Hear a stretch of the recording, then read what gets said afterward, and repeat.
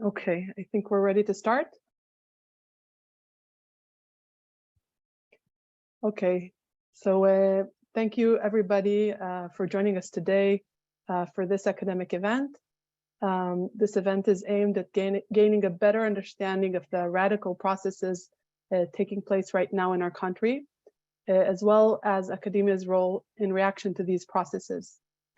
I'm happy to introduce Professor Alona Nitzan-Shiftan, who will lead the event.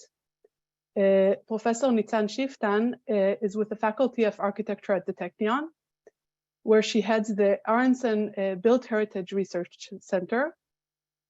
She received her PhD from MIT, and her research on the politics of architecture and heritage and on critical historiography has been widely published.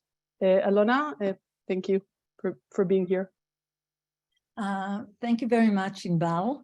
I'm indeed a historian, which is unusual at the Technion, and therefore I'm extremely pleased to introduce Andrea Petto, who is a professor in the Department of Gender Studies at Central European University, Vienna, Austria, and a Doctor of Science of the Hungarian Academy of Sciences. She's also a research fellow at the CEU Democracy Institute. She conducts courses on European comparative social and gender history, gender and politics, and the Holocaust, to mention just a few. Her numerous awards includes the All-European Academy's Madame de Stael Prize for Cultural Values and the very recent 2022 University of Oslo Human Rights Award. Petto is the author of 7 monographs, editor of 31 volumes, as well as 327 articles and chapters in books published in 23 languages. Luckily, she's not the major road for our own academic promotion. And yet, she's also responsible for an influential podcast series. In other words, Professor Petto is both an influential researcher and public activist, a position that is really important for us. It inspires us while facing our current political predicament. So welcome aboard, and thank you so much for agreeing to advise us. This event is the result of the Technion Faculty Discussion Forum, and I would like to thank all its members, and particularly Amirav Aaron Gutman, luckily from my faculty, who is extremely active in leading this effort. And what we will do, we will ask you to present for 20 minutes, then we will have questions by the three of us, by Inbal Talgam-Cohen, whom you heard already, from the Faculty of Computer Sciences, and from Lilac Amirav, from the Faculty of Chemistry. And I thank them both for organizing this. And later on, all of you will get the opportunity to have questions. If you can post the questions ahead of time on the chat, Inbal will be able to pick them up and to read them, or maybe if we will not be too many, you can raise your hand and ask questions, and if it would be possible, we'll continue beyond our the hour that we plan. So, Andrea, please. Thank you very much for this generous introduction, and thank you very much for organizing this event. I would like to very much support this kind of sudden heat of the moment to organize something like this. I mean, this was really in a very short notice. So Lilac, Alona, and Inbal, thanks a lot. And I would like to underline that this is the way how in this particular moment and particular time we have to react to this challenge. So what I prepared for you is, where is the beginning? Yeah, so what I prepared for these 20 minutes is a very short description what has happened in Hungary, responding to the question, why did not we see coming? What kind of new theoretical insights are needed in order to understand what is happening, because there are so many sleepwalking around, and I will be using this concept often. What is happening in a global context, and what can we learn from the previous experiences, and what are the possible strategies. And at the end, I have a slide with lots of readings. So if you want to inform yourself, you can make a screenshot and continue the reading. So in the generous introduction by Alona, it was mentioned that I'm talking to you from Vienna because I'm a faculty member at Central European University, which was forced to move from one European Union country to another European Union member country, which is already hinting that this will be a difficult process to understand. On the CEU webpage, you see all the documents and the chronology of the attacks, which of course started with attack on gender studies. Guess what? Listing the gender studies professors, which I think, you know, now very familiar to you. And then there was a legislation, the Lex CEU, and then they deleted the gender studies from the previously accredited study list. And in 2019, we moved to Vienna. And in 2021, I had to resign from the Hungarian Accreditation Committee. And of course, you can very legitimately ask that how come that somebody who's a 3-time loser, I lost gender studies, I lost Hungary, and I lost my membership in the Hungarian Accreditation Committee, can't have anything to say.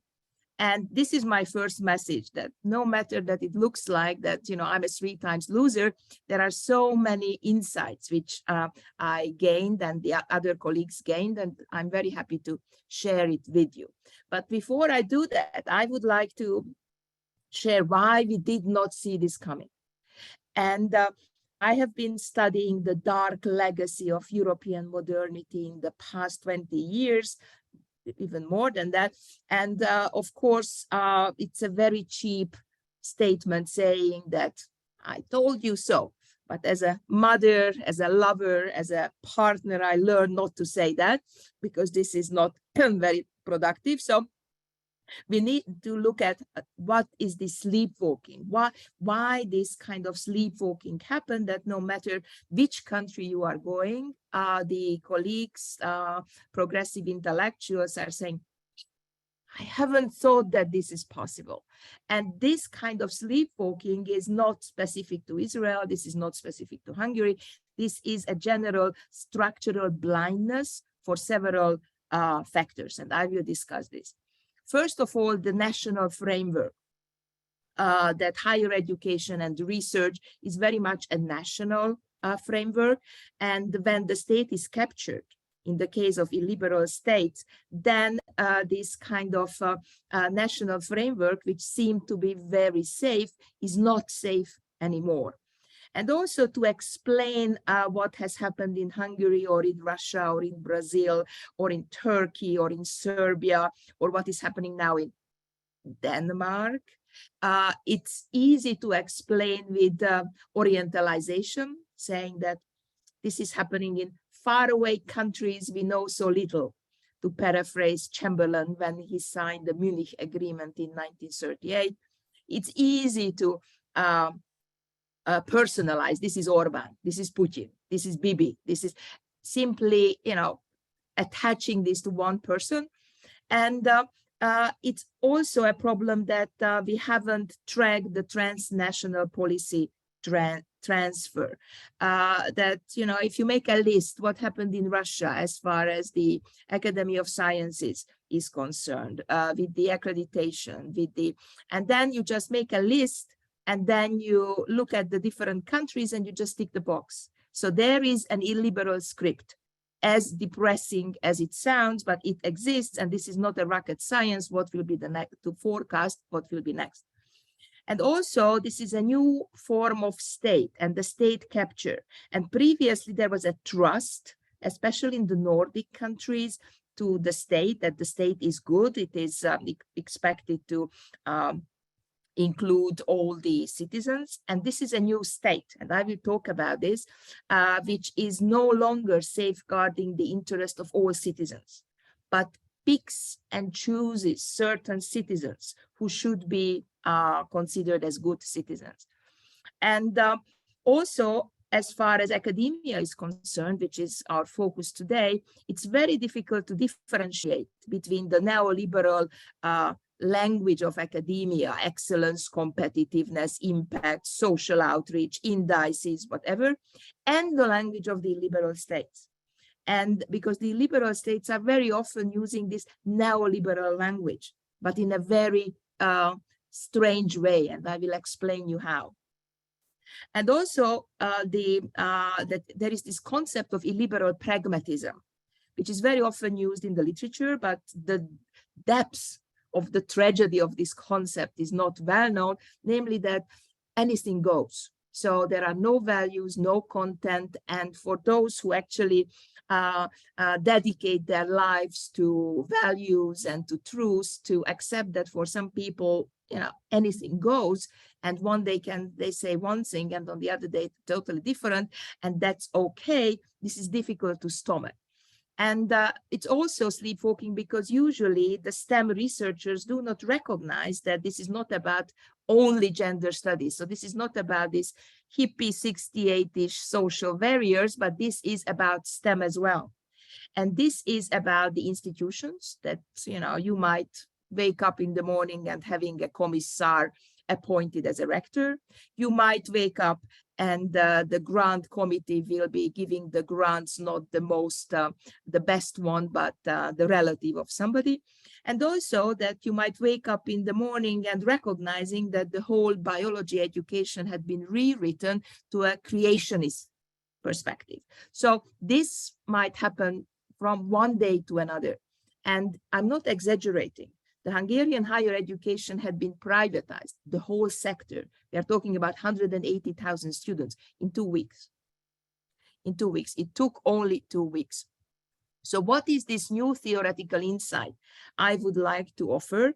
And this is this concept of the polypore state. And before you start Googling what is this polypore, this is this mushroom which lives on the trunk of the tree, sucks the energy from the tree and uses it for its own existence and produces nothing else than the polypore, this kind of mushroom. And I know it's a biologizing metaphor, and there might be somebody in the audience who is actually an expert of the mushrooms, but please accept my apologies using this metaphor because it helps us to understand what we are seeing.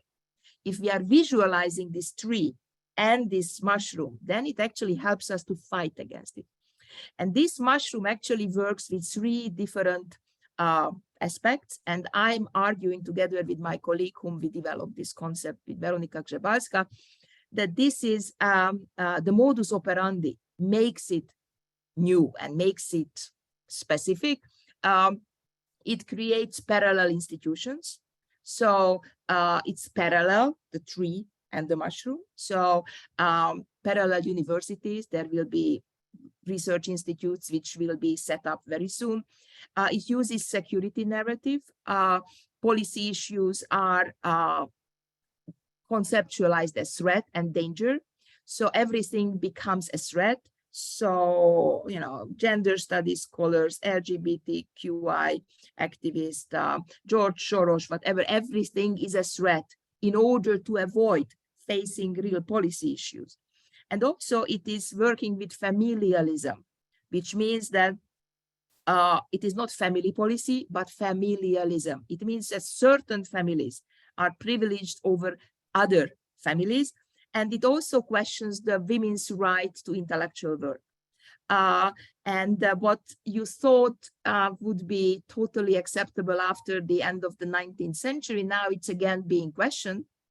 And the Hungarian State Audit Office, let me repeat, the Hungarian State Audit Office issued a report saying that the Hungarian demography situation is due to the overrepresentation of women in higher education, and they are not producing enough children, and it's a waste of public money to invest in women's education because they are not only not producing enough children, but they are not they are doing this care work with the children, which doesn't require higher education.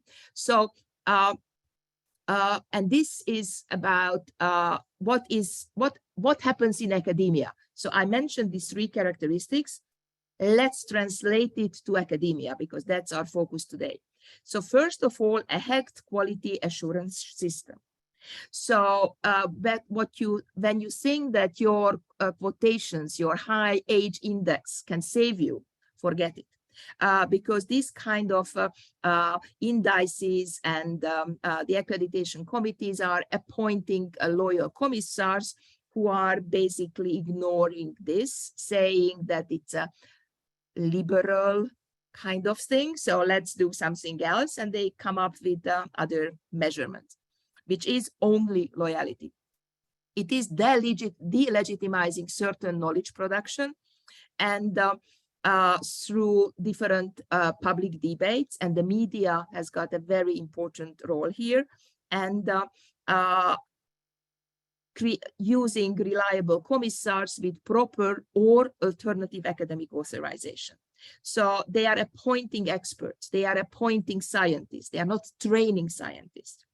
Example, the first Salvini government, which was the first fascist government in Italy, if you check the CVs of the members of that government, you find universities and which you never heard of, because there is a network of different universities which had been set up in the past 10, 15 years with only one purpose: to create an alternative system of academic authorization for loyal cadres for that kind of knowledge, what they consider acceptable.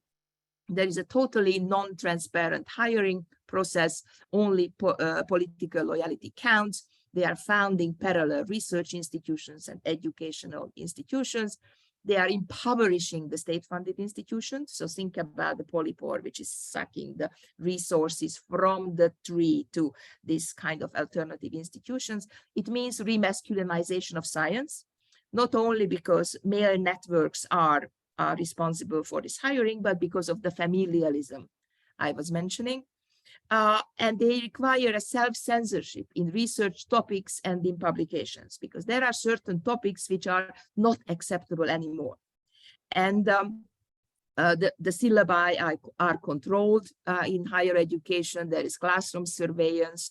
The funding is, of course, controlled. And there are these free apps showing up. These advertisements are showing up of downloading free apps when you can report in real time your teacher who is saying bad things, what you don't really want to be said. This is also connected with the abundance of national funding. And the outside funding is really not welcomed and not supported, because that would mean lack of control. And my example is the Norwegian fund, which is the major donor for Eastern European countries.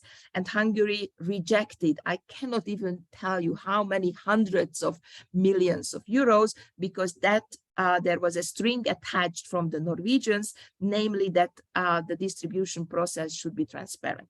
And that was not acceptable. They rather lost all those millions, hundreds of millions of euros. It's also connected to the privatization of the universities. And don't forget that higher education and research is a big business. It's a big business, although you might think that, you know, sitting in your office, that you are constantly writing grant applications and there is always this problem of lack of funding. Not anymore, especially the public-private cooperation that actually helps the illiberal polypore state to channel the public money to private institutions through the public-private cooperation in higher education and research. And I think this is very relevant to this audience today.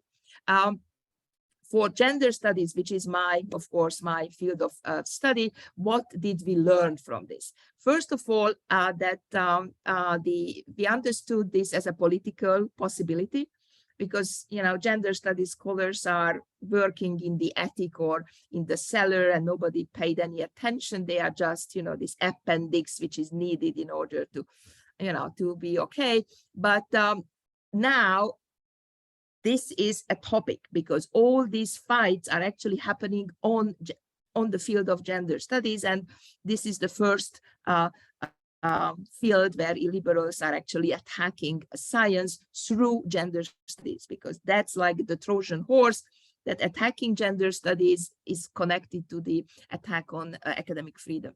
We also learned the weakness of the European infrastructure, both the gender studies, the academic and educational infrastructure. They are totally unprepared for the illiberal attack. The European Quality Assurance Agency just accepted the membership of the Hungarian Accreditation Committee when gender studies was deleted, when CEU was forced to exile, because they are just ticking the boxes. So that's why I like this metaphor, the polypore, because it actually looks like it's a real institution, but it is not, because it's just using the shell of the previous institution in order to create something totally different. What we also learned is the reactive reaction and the lack of political imagination. So that's why I'm extremely, when I received this email to do this talk, I was so happy, saying, yes, that is what needed, a kind of new political imagination, not always reading the news, being depressed, and then making these horrorful comments on the Facebook, but trying to think a little bit more creative about what can be done. I already mentioned the track of transnational policy transfer, and this talk is actually a good example how to fight this. And academia is a state capture, and it's lucrative business for a few. And this privatized Hungarian higher education actually created space, pays the members of the faculty extremely well. With the privatization, they increased the faculty salary by 3 times. And surprisingly, there is no resistance to losing academy, the autonomy of the education. But of course, there are always unexpected alliances, like this strike in Budapest, when 30, 40, 50, 60,000 people were demonstrating for CEU and for gender studies, which has been previously totally unheard of. So there is always a first time here, then how these demonstrations are happening. So what can you do? What are the, because this was the depressing part. What can you do? Possible strategies. So there are these kind of old strategies. You know, what can you do if you are an academic? And this is related to a folk tale, the smart girl strategy, that the smart girl is requested by the cruel king to come and not to come, to wear a dress and not to wear a dress, to bring a present and not to bring a present. Otherwise, her head will be cut off. What did the smart girl do? Arrived on a donkey, but then walked to the king. Had a dress, but took off her dress when she arrived, and she brought a pigeon, what, you know, she let free when she arrived to the king. So she survived, and of course they married and be happy after that. So, but you know, this kind of participating, not participating, resisting, but not resisting, this kind of constant negotiation has been always present in academic life. We should not pretend it is not, but this is something new, and I will argue later on what to do. The normalization strategy. There is nothing to see here. I mean, this is just okay. Look at the bright side. You have your job, you get your salary. Don't do anything particular to make attention. This is the most difficult and the most problematic reaction, because that somehow loses the momentum and also doesn't give any kind of energy to the resistance. Also hiding in an academic ivory tower, saying that I'm just doing my work, I'm just publishing those academic journal articles which are peer-reviewed and they are read by 23 people. And this is also not enough. As I mentioned, the hijacking of STEM is also happening. So this kind of illusion of being in a kind of academic ivory tower is basically over. And this is not the first time when there are these dark moments. So that's why we have this podcast series, which was also mentioned in Alona's introduction, when 4 Holocaust scholars are actually trying to read the past from the present and to see what can we learn from the past experiences without being presentists. But this is not the first time when we have got this dark period to survive. And also during communism, this was not an easy time either. So the creating alternative institutions is one of the possibility. Anti-politics. Václav Havel, who was one of these leading dissents in Czechoslovakia, and then the first president, he created this term of anti-politics, saying that creating a separate sphere from the politics, because that politics is totally ugly and unacceptable. So let's create a space where we are deciding, the rules and the values. And also, I personally, I'm doing founding a new university, the University of New Europe. I will put this in the chat. But university, not in a sense that it has got walls and copy machines on the corridor and very pale and very aggressive administrators who are sending you horrifying emails what you should be doing that they can have their jobs, but universitas, which is a collectivity of thinking. And because we are arguing that we are living in a new situation, a new crisis in the wartime, and that requires a new response. So here is another list what we can do. This is my last slide before I'm sharing with you the readings.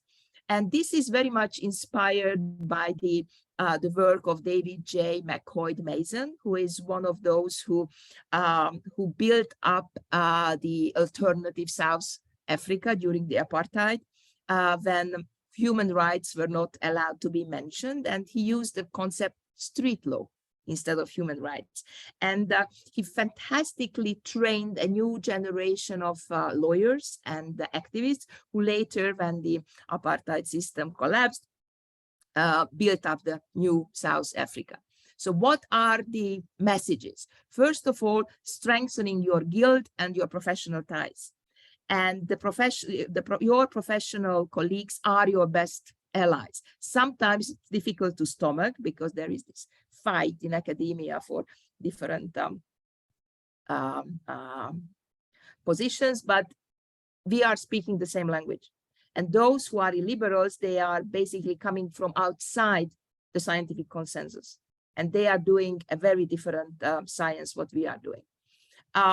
Also use your academic authorization to impress and to achieve your aims, your doctorate, your PhD, your quotations, whatever, because this is a fight for the academic authorization, and the liberals are setting up a parallel institutional system.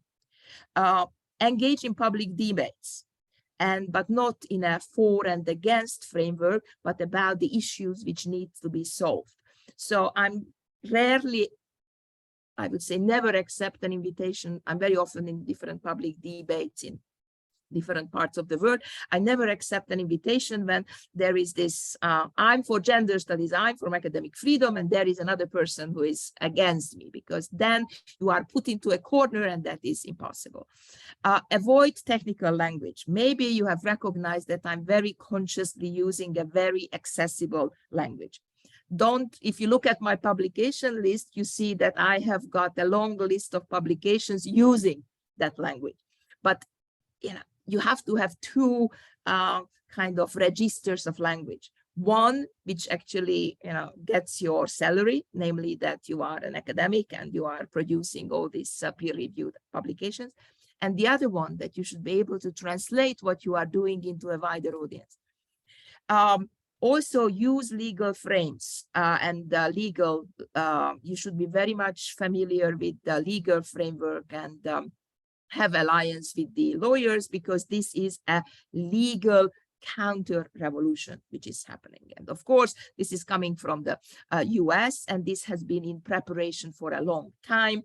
The fundamentalist Christians have been training this generation of fundamentalist Christian lawyers who are preparing these draft bills, which they are just, sending out to the different policy makers and Congress people, and they are lobbying for that text. So this is a legal counter-revolution, and you need to have allies who are helping you in that context.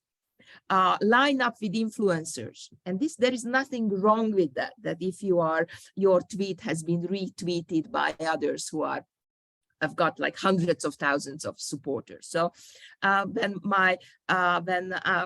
I was followed by Kim Kardashian on the Twitter, the whole CU media team was in alert, saying that, yes, you have to then post this, and then Kim Kardashian will be retweeting it. And I said, stop. In my job description, it's not written that I have to please Kim Kardashian. So I lost the opportunity of being retweeted and having hundreds of thousands of followers, which, looking back, I think it was slightly stupid. But at that moment, I saw that my professional pride is more important than being retweeted by Kim Kardashian. So don't make the same mistake as I did. Although, as I said, I'm a 3-time loser, but you should not be. So disguise academic meetings as political action, like very wisely in the introduction, it was mentioned that this is an academic meeting.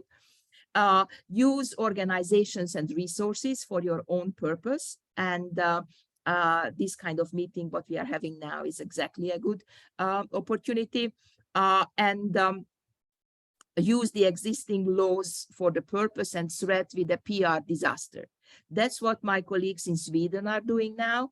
That there is an attack on gender studies in Sweden, and that's the colleagues doing that. Sweden is the champion of human rights and gender equality. Do you want to threaten that image? And that actually works so far, knock on wood. So that is a good way to do it. And it is already showing a paradigm change, namely that conflict is good, debate is good. Because we are, the academics are trained to be very combative in the academic circles, that of course, academics are ready to die for a good distinction or for a good formula or whatever, but not outside. But this is really a paradigm change, that you have to go out from this very simple bubble and do debates and maybe do some unpaid work in order to support this. Especially because the polypore is controlling and sucking all the resources and the money. So, and that actually makes the situation of Israel, as I see it from outside, better than in the case of Hungary, that there are still independent sources for research and for activism and for politics, because in Hungary this is not the case. Everything had been nationalized and run by oligarchs. This is very much the same model than in Russia, with the very same disastrous consequences as far as the economy is concerned. Find unexpected alliances. So create alliances with those who otherwise you would not have thought would be your allies, like the conservative liberals or the conservative religious groups against fundamentalist religious groups. So those kind of alliances can be extremely helpful. Also be ready to be listed as a traitor. And this might sound very alarming, but in the past 15-20 years, I totally accepted that very often, I'm getting all these horrible comments, and in the national newspaper on the front page, there is a discussion that how do I look like, what I should not be doing, what I should be doing. So, and this is that's why you need a kind of supporting network and the supporting institution. And I'm extremely lucky that CEU is supportive. So when I received, we were still in Budapest, I received death threats, and the CEU offered me a bodyguard. And although I have fantasies about bodyguards, I said no, because I don't want to live my life with a bodyguard behind me. And also I don't want to get into a classroom with a bodyguard. I mean, what does this do, this securitization, with your life and with the academia as such? And be active in the social media, but also make sure that you are safe, because this word out there is not very safe, but very important to be present. And who would be saying important things about academia, about science, than you, who are listening to me and who have got all the qualification and the ability to do that. So here are some readings if you are interested. I can also paste it in the copy paste in the chat if you want. And thanks a lot, and I'm really looking forward to the questions. Thank you.